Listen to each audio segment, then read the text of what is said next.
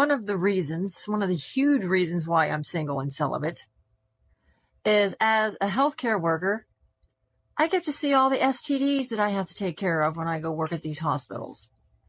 I just recently took care of a female patient that had the Fournier gangrene, which is the flesh-eating disease, similar to necrotizing fasciitis of the genitals. Yes, her vajayjay is being eaten off by this flesh-eating bacteria. And it's spreadable. It can spread to the man's genitals.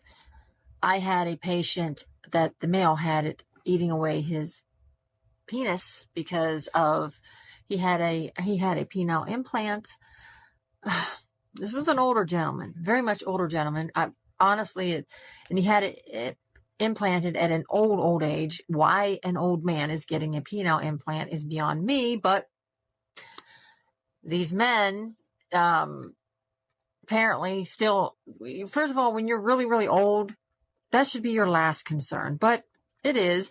That is their that's all they care about.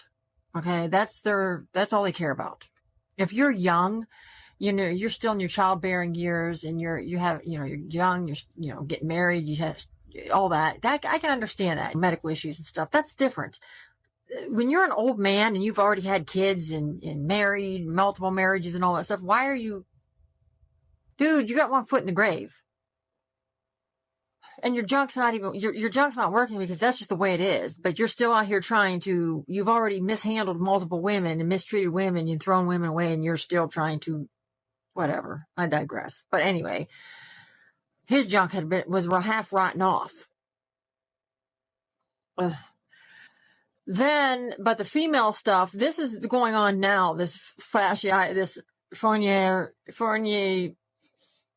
gangrene is now spreading. It's a thing. Yes, it's slowly spreading, and they're trying to get it under control, but it's slowly spreading throughout the sexual community, and they don't know who's spreading it, where it's coming. You can't detect who's going to get it because everybody's out here sleeping with everybody. HIV has risen through the roof, and now it's an epidemic. A lot of married men are on the DL, spreading it to their heterosexual wives, and the wives are getting it. Now, here's the worst part, you guys.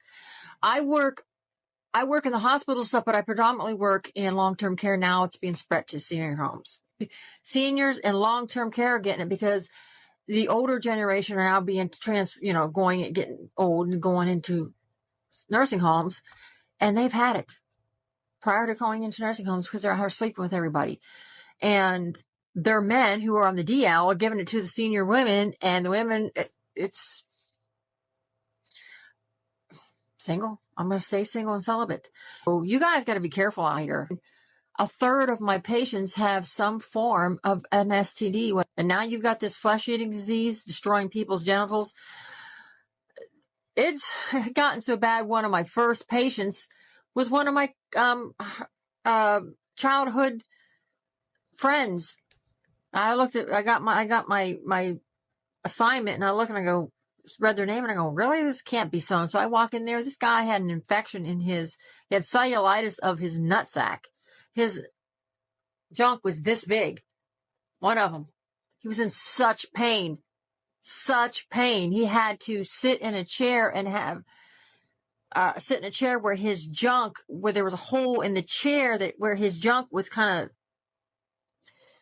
his testicle was sitting through the hole where there's a bucket in it, so the seepage could seep into the bucket because the pores, the swelling was so bad it expanded the pores, and just the fluid, his intracellular fluid was seeping through his pores of his testicles and sleeping in the bucket. It was like that thick with fluid.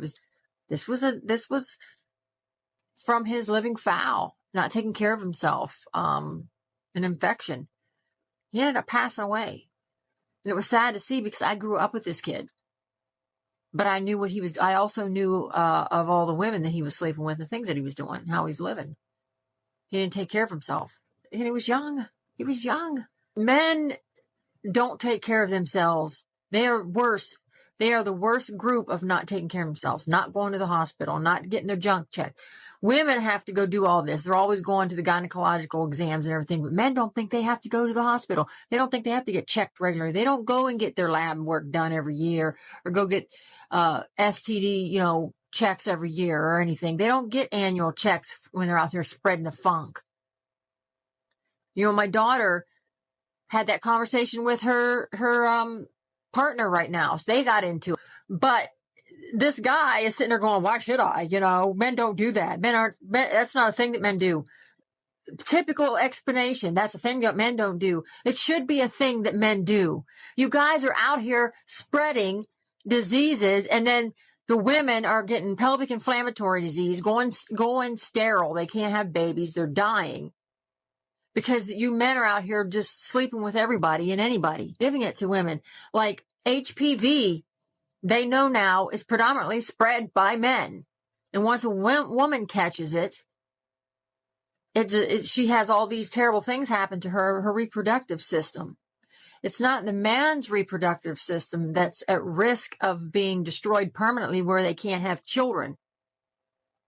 Their symptoms, sometimes they don't even have symptoms, but usually their symptoms is burning on urination and foul smell, and their semen might be discolored or nasty. There's a greenish or yellowish tint to some of their, discharge and stuff like that.